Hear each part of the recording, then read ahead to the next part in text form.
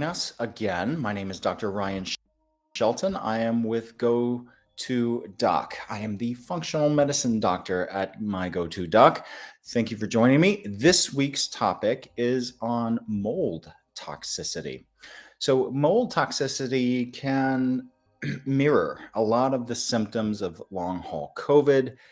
And why I think it's important that we discuss it is because mold toxicity is so common. It's, in fact, ubiquitous in our culture, in our houses, in our homes, in our workplaces, in our schools. It is everywhere. If you have black mold in your house, it's very important to get rid of it. First of all, discover it and then get rid of it if you can. It can be an expensive journey. Um, as I'm showing you pieces here, basements are notorious for having black mold. Plywood and particle board and sheetrock in your homes are all notorious for harboring black mold. So let's do what we can. First of all, discover it in your home. If you see black mold, um, it's important to eradicate it because it is impacting your health in negative ways. And if you smell a musty smell, a musty odor in your home, even if you do not detect the black mold, it's there, even if it's not growing. And it can impact your health in excuse me, in negative ways, primarily targeting your immune system and your mitochondria. And we'll get into that in just a moment. So, again, thank you for joining me. Welcome. And let's talk about mold and mycotoxins. So, how this presents itself in terms of symptoms in a human body. It tends to be four congruent systems or symptoms that occur. Fatigue, so just feeling wiped out all the time. And sometimes it happens at the location of the mold. Maybe it's at home, maybe it's at work, maybe it's at school for your kids, but fatigue, just a feeling of exhaustion. Next would be weight gain or a difficult time losing weight.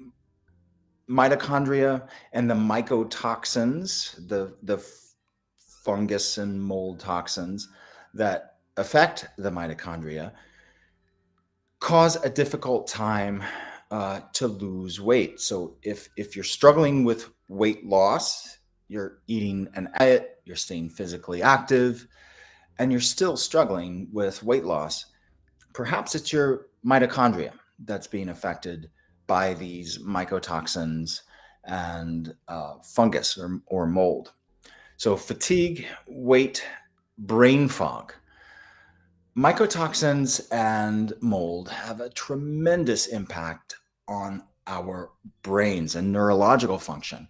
Not only do they contribute to brain fog, brain fatigue, poor memory, but they can also lead to mood disorders like anxiety, depression. And so, if there are no other known causes for brain fog, poor concentration, poor memory, anxiety, depression, then we need to look into mycotoxins and mold.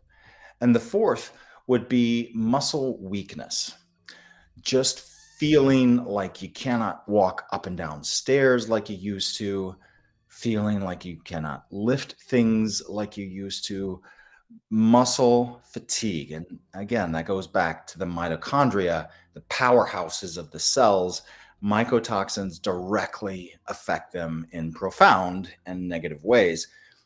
findings suggest that mycotoxins, so these toxins from mold, such as uh, citrulline, aflatoxin, and T2 toxin, they exert a sword on mitochondria that causes stress, fatigue, weight gain, brain fog, and muscle weakness time after time.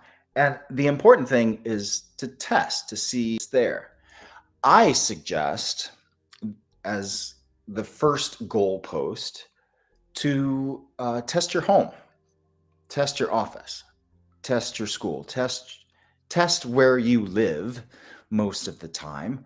There are several companies that are available that basically supply you with a petri dish, um, and you leave your petri dish out for a day or two, and you're essentially trying to attract mold to grow there.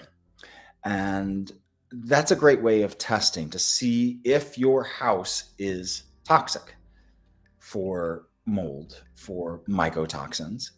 And I also want to be clear that mold is something that you see. It's something that you see on your sheetrock. It's something that you see on your plywood. Mycotoxins are substances, chemicals that are released by the mold, and they're airborne. They're floating through the air. And that's what these petri dishes can actually look for.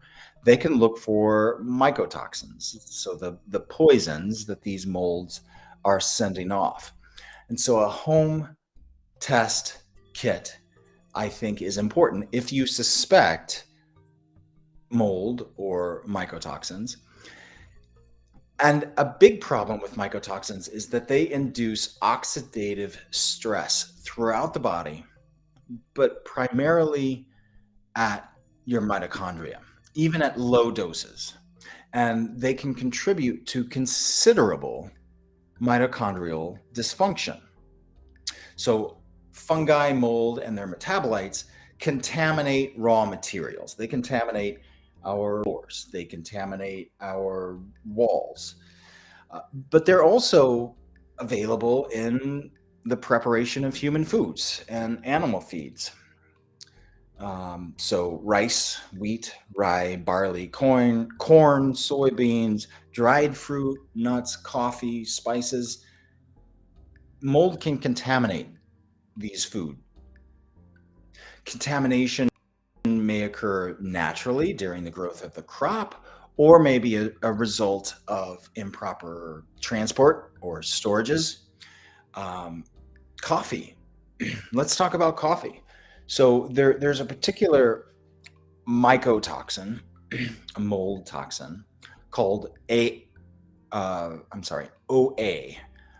acrotoxin A. It's a kidney toxin, so it's a nephrotoxic chemical. It attacks the nervous system. It also attacks the immune system. Predominantly produced by Aspergillus and penicillin. Yes, penicillin is a medication, but it's also a mold. That's how we discovered it. And in a recent study looking at 30 different coffee bean commercial samples, 8 had mycotoxins. So that's 26%. And another study looking at coffee found in 25 coffee samples, found 13 had acrotoxin A or OA. And that's, let's see, 13 out of 25, that's over 50%, 52%. And a third study basically found all samples contaminated with molds. So that's significant. Not only is it growing in our houses, but it is occurring in our foods as well. And mycotoxin mold exposure can affect us in similar ways that long haul COVID can. It can lead to fatigue. It can lead to weight gain. It can lead to brain fog. It can lead to muscle weakness and other neurological symptoms. So it's important to identify, first of all, if you have excessive mold growing in your home, in your office, in your schools. Um, so identification is first and foremost. Once it's identified, then we have to try to eliminate it to the best of our ability. And then we have to treat it. So antioxidants are the key to mold toxicity. My favorite specifically for mold toxicity is glutathione. Glutathione works wonderfully for mitochondria. It works wonderfully for mold toxicity. If you're not able to get IV glutathione or a highly absorbable form of oral glutathione, liposomic glutathione, then an amino acid called NAC or N-acetylcysteine can be used. It does have to be taken at some pretty significant doses. We're talking about maybe 1,200 milligrams a day of the NAC taken medication. There are also herbal remedies for mold and mycotoxin agents. Caprylic acid is wonderful. Oregano oil is wonderful. Olive leaf extract is wonderful, as well as lavender.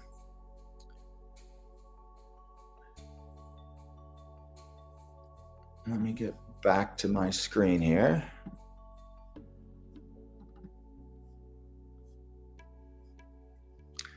Another issue with mold toxicity is it disrupts the endocrine system significantly.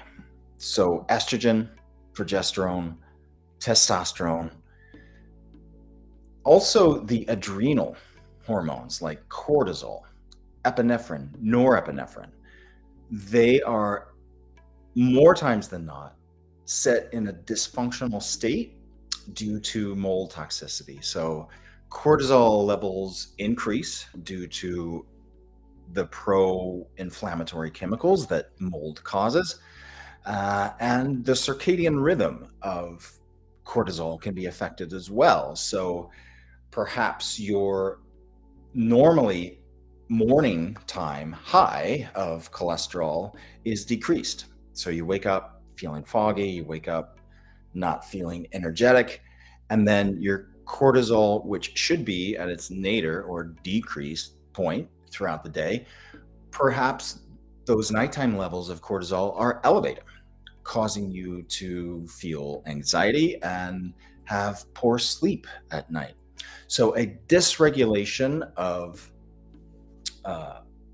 adrenal hormones, of all hormones, frankly, can be a direct result of mycotoxicity or mold toxicity.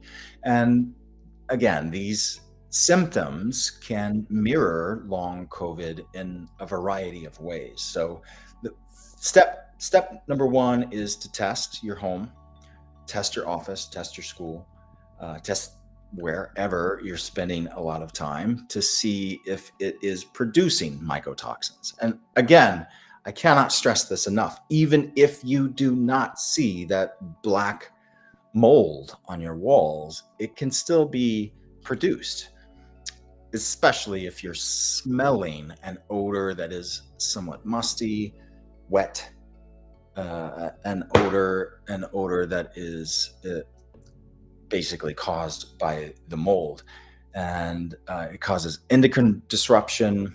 It increases them throughout the body, reactive oxygenated species, which are directly damaging to mitochondria, and so your whole health suffers.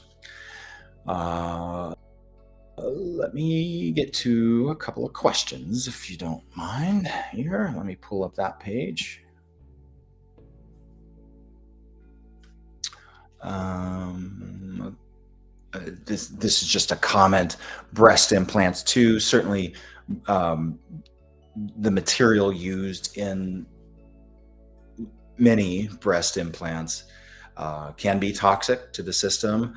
There are well-known syndromes, and I've seen many patients that have had breast implants, and subsequent to that, their health has suffered because they are, even with the doctors admit that they're not, they are absorbing chemicals from the materials in breast implants, and they can be toxic to the system. So yes, breast implants too. Let's see. Next question. My 9-month-old granddaughter has lymph nodes at the back of her head swollen. The doctor says she could have strep, gave her antibiotics. She's been unwell a few weeks now. It could be mold. Well, with swollen lymph nodes, again, mycotoxins affect the immune system. Primarily, they affect the immune system, the endocrine system, and the neurological system.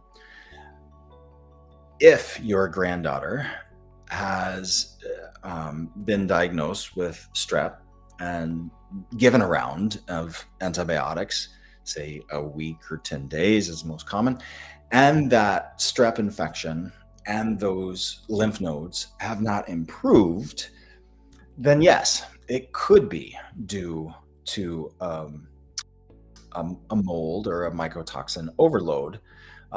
Antibiotics do not work on molds, and they do not work on mycotoxins. That's an important point to make. So there are antifungal medications. There are over-the-counter antifungal medications. There are prescription antifungal medications. However, most of the symptomatic problems from mold exposure is not the mold itself. It's the mycotoxins. It's the toxins that the mold produce, which then become airborne, which you breathe in. Certainly you can touch as well. But it's the mycotoxins that are really problematic for your health. So if you go into a doctor and test for aflatoxin, for instance, which there is a test for aflatoxin in the bloodstream, you may not test positive for that because chronic low-grade exposures to mycotoxins often do not show up on blood tests. There are tests for mycotoxins, and it's mostly the metabolites. So how the liver is handling the mycotoxins, we can look at that in the stool to see if you're being exposed to mycotoxins. The mold itself is uncommonly detected in the blood. It takes a huge exposure. I'm thinking like miners, for instance, who work underground and who are exposed to mold constantly. I'm thinking of construction workers who maybe have to down a house and they're exposed to sheetrock and mold. Yes, they can be positive for mold. However, more times than not, it's not the mold that you test positive for, it's the mycotoxins and the metabolites of the mycotoxins, which can be tested both in the blood and the stool to see how your liver is dealing with these mycotoxins. Because remember, it's the liver that's in charge of detoxification from everything, from food, from alcohol, from mycotoxins. The liver's in charge. And so if we get a sense of how your liver is handling those mycotoxins, if it's overexposed, if it's not able to keep up, because we're all exposed. It's ubiquitous. Mold is ubiquitous. Anytime it's dark and it's moist, we're being exposed to mold and mycotoxins. Really, it's an importance of how your liver is handling those mycotoxins. So, um, liver herbs such as bupleurum and milk thistle can come in really handy in helping your liver process those mycotoxins. Let's see. Go to the next question here. Can you have mold toxicity without fatigue? I am even more energetic post COVID. Well, congratulations. Yes, you can have mold toxicity without fatigue. Um, it doesn't always affect your energy levels, although the weight, the brain fog, the muscle weakness, and your immune system. So mycotoxins affect your immune system. So seasonal allergies can get worse. Food allergies can get worse. Food sensitivities can worsen as well. So fatigue can be a part of mold toxicity, but it's not essential to be there. If you're struggling with your immune system, recurrent infections, uh, allergies, a worsening of allergies, poor memory, concentration, brain fog. Energy is typically affected with mold toxicity, but not always. Good question. I'm even more energetic post COVID. Kudos to you. Not many people can report that. The next question: How do you test for mold toxicity in your body? So there are standard blood tests that can look for mycotoxins and for mold toxicity. I like stool tests as well because they can process how your liver is handling mycotoxins. So there are both blood and stool tests that can reveal the effects of mold toxicity. And you would just have to work with a functional medicine doctor, such as myself, to get those tests ordered for you.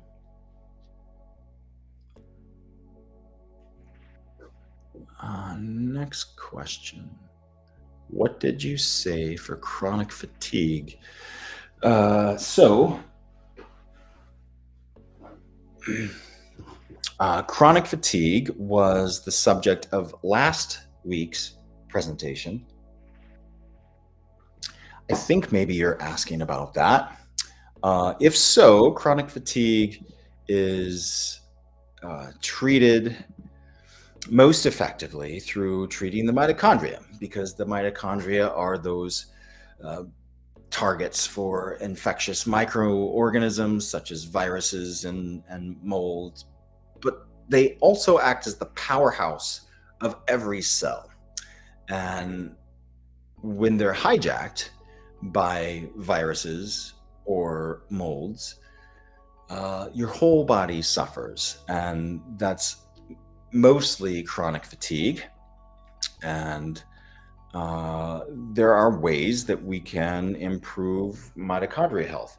Some of my favorite ways are CoQ10. It has to be taken at a pretty significant 1 to 300 milligrams per day.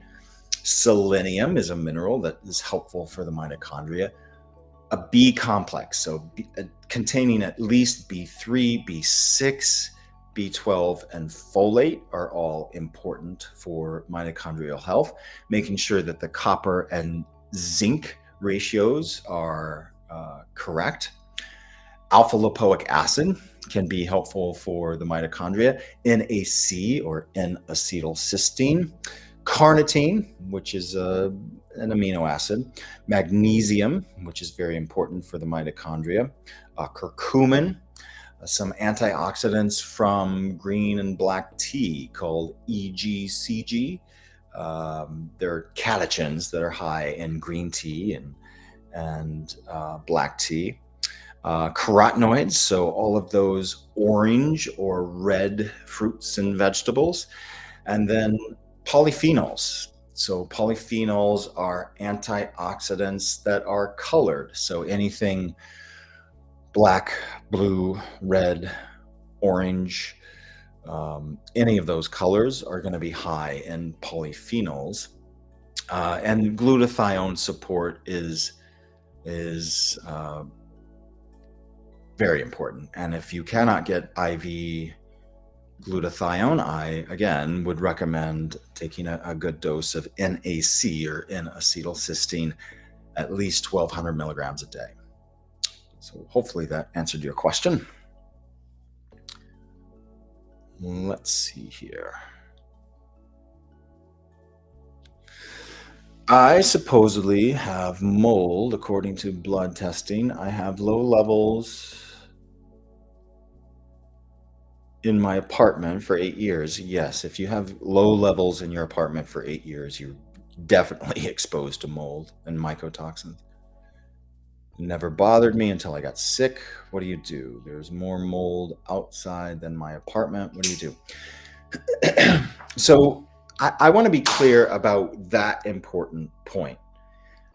Yes, outside, there's tons of mold. There's tons of bacteria. There's tons of viruses. When you go on a walk in a park, or walk over to your neighbor's house, or walk to work, yes, you're exposed to a huge amount, millions and millions of bacteria and viruses and molds.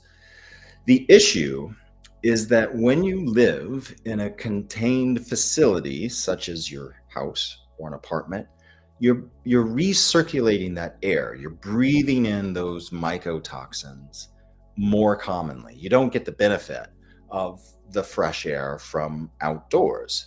And I've had cases of patients where their mold toxicity only really kicks in the winter when they turn their furnace on, or in the summer when they turn their air conditioning system on, because it's in the filter and they forget to exchange the filter.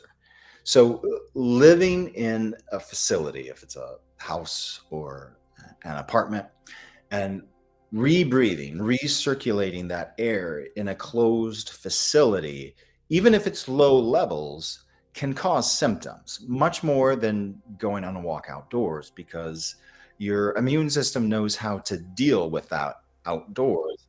It doesn't necessarily know how to deal with it in an enclosed environment when you're rebreathing or recirculating that air. So if, going back to your question, if you know that your apartment or home has low levels of mold, do the best you can to work with your landlord to eradicate it, because I've seen many cases go to suit where individuals sue their landlords and say, "Hey, I'm being exposed to mold. Unless you do something about it, you're going to owe me money." And I've seen a number of legal cases go up that chain. So the first step is to eradicate it, because if you're breathing in mold, we can do our best with the mitochondria, right? With the CoQ10, with the NAC, with the B vitamins, with magnesium.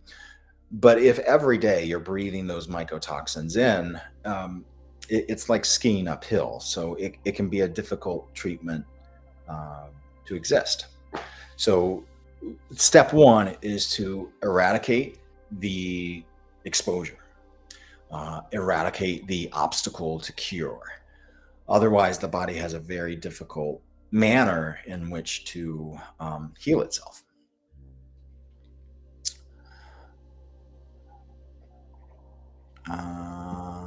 Okay.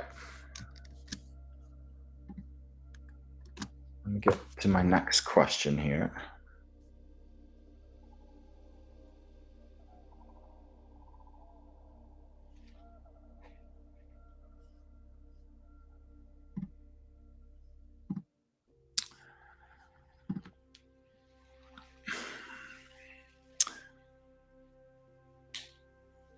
So the next question is SIFO high mold? Yes, and there are qualifications to that answer. So SIFO stands for small intestinal fungal overgrowth, SIFO. There are qualifications to that, because when When fungus is overgrowing in the digestive tract, that signifies a different set of symptoms than what we've been talking about, which is environmental uh, mold or mycotoxin exposure.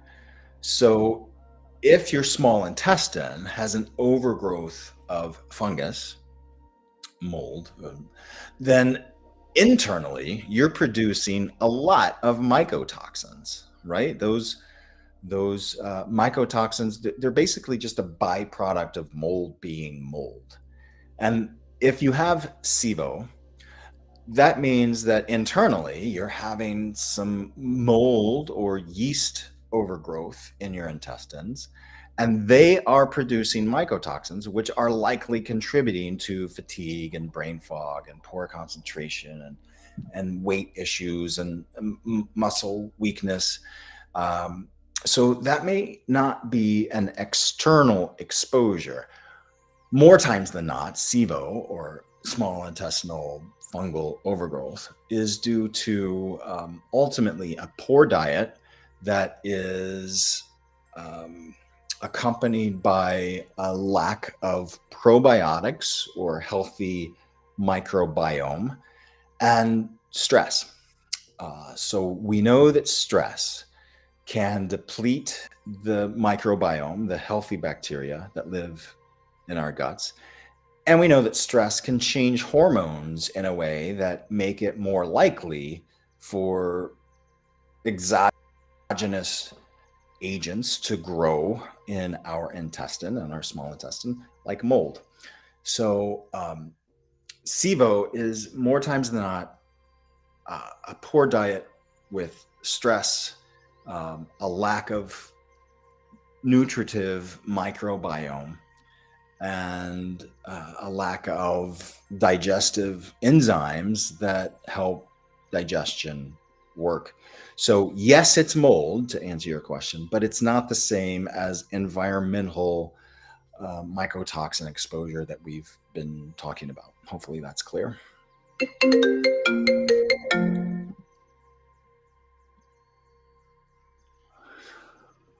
Okay, next question here. We had been exposed to mold in our home for months before we knew it and had it remedied. Very sick, leaky gut, bloating, severe asthma, brain fog, yes, and thick blood. Not wasting dairy, not wasting dairy or gluten, and taking supplements to treat, but not. Also had SIBO and took antibiotics. Was the best regimen to flush out and treat? So that's kind of a confusing question and a heavy question, but I'll try to address the most important points. Um, yes, being exposed to mold in your home for months can certainly lead to digestive issues, gas, bloating, respiratory issues like asthma, fatigue, brain fog, which is also similar to post COVID long haul patients. Not wasting dairy or gluten. I think you mean you're not eating dairy or gluten, which are uh, two foods certainly to try to avoid with microtoxins. Had SIBO, took antibiotics. What's the best regimen to flush out and treat? So, as long as your home is now remedied from the toxic mold, I would consider mitochondrial agents like CoQ10, NAC. I uh, I really like antifungal agents like oregano, caprylic acid, lavender oil. Many essential oils can be effective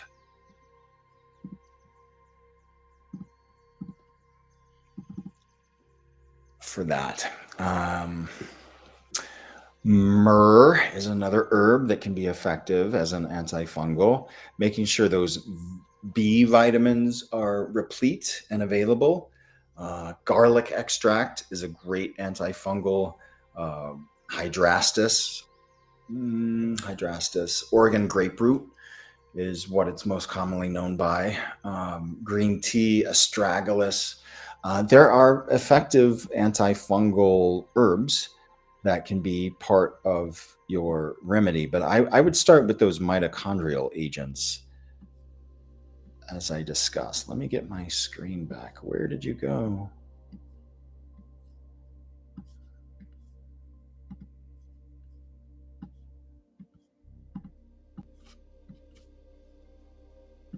Sorry, folks.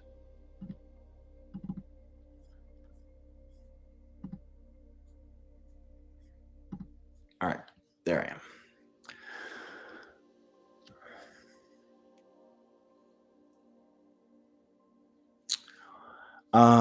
Let's see. Next question. Are you in the UK? I am not in the UK. Can you tell by my accent? I am in the Midwest in America. I'm curious what tests to check for mold. So, in the UK, I'm not sure. Um, in the US, there are environmental groups that can come in and test your home for free, and then there are tests that you can pay for as well. I would recommend one of my favorite sites, and this may apply to the UK as well. I don't know. I live in the US. One of my favorite websites is the Environmental Working Group. I think the website is just ewg.org, ewg.org, Environmental Working Group. Um, and they have a lot of suggestions for environmental toxicities, including mold exposure. And I believe they also list companies that do in home testing or in office, in school testing. I'm not sure what's available in the UK. You can check out their website. Um, if there's nothing available in the UK, I would suggest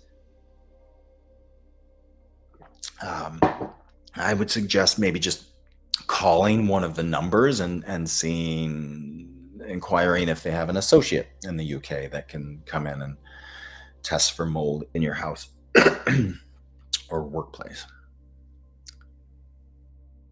Okay, let's see.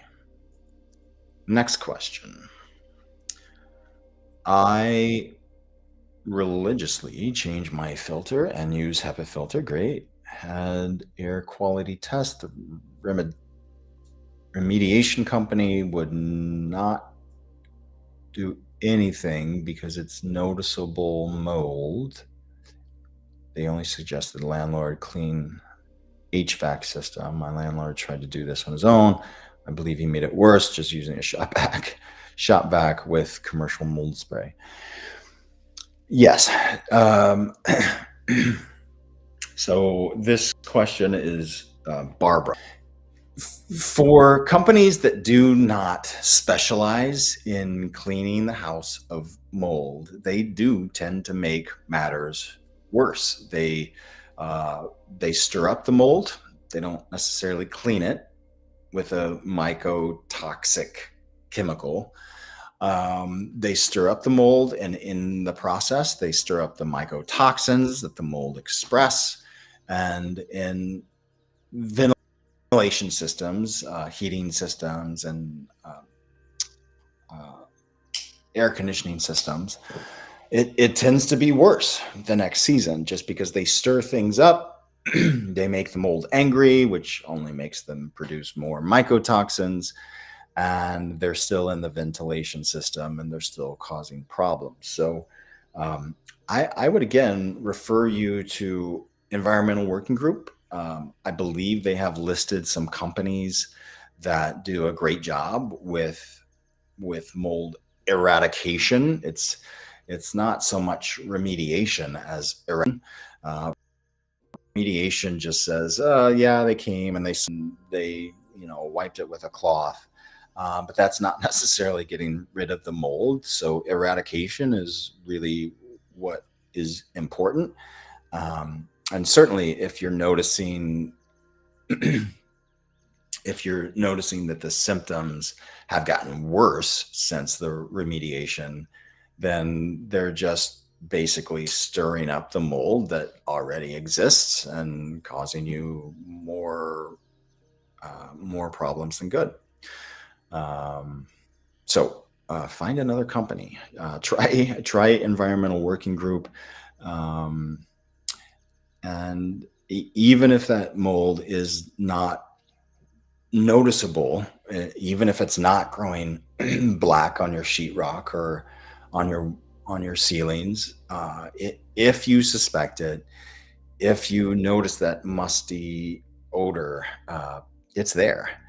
And sometimes depending on the level that it's affecting your health, sometimes it requires a gutting of the place that you're living to eradicate the mold. Sometimes it just means that you move to another place, because your health is so significantly impacted by the mold and mycotoxins.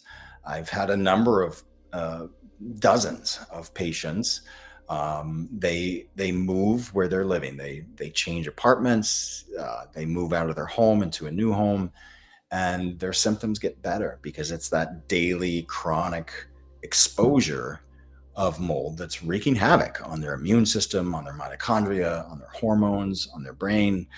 And they really have to get out of that system to have a long term remedy. Um,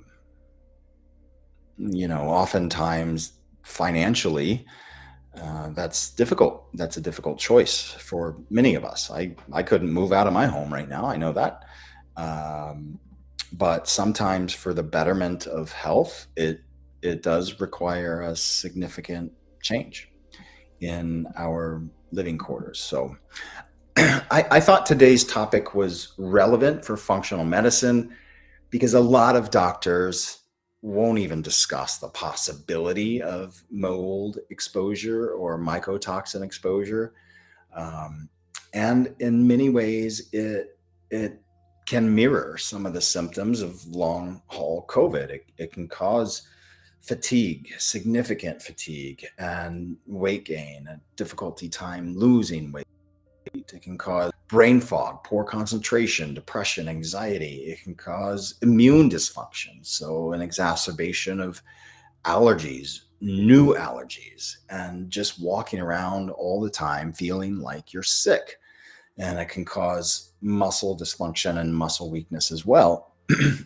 And because of these similarities, I thought it would be important to discuss in this group. Let me get to one or two more questions, and then I've got to run and pick up my boys from school. Let's see. Next question. I have rheumatoid arthritis. Do you think mold could cause rheumatoid arthritis? Well, um, it's not likely that mold is the primary causative factor of rheumatoid arthritis. I know, working with patients, that mold exposure, mycotoxin exposure, can cause muscle weakness, muscle soreness, but also joint pain and joint dysfunction. I know that it can cause immune dysfunction and the immune system to not attack things that it should be attacking, like viruses, and to over attack things that it has no business attacking, like your joints. Um, would I suspect that mold would be the primary causative factor of rheumatoid arthritis? No. However, it can make that arthritis worse because the exposure to mold can produce pro-inflammatory cytokines and chemicals throughout the body that can accumulate in the joints and cause the symptoms of arthritis to worsen over time. So more joint pain, more stiffness, and a breakdown of the joint tissue ultimately when the immune system is dysregulated. So I think it can contribute to the rheumatoid arthritis. but it's not likely the primary causative factor for your rheumatoid arthritis. So hopefully I addressed that question for you. I think I'm going to end it here. I'm going to have to cut it due to me needing to pick up the kids. Please show up next time, next Tuesday, same time, same place, and we will further our discussion about functional medicine, and it can be helpful for you. If you have any questions, please leave them. My team accumulates them, and they will be at the top of the list in the queue for next week, so I can answer your questions next week. But again, thanks for joining me. Show up next week, next Tuesday, same time, same place. Have a great week.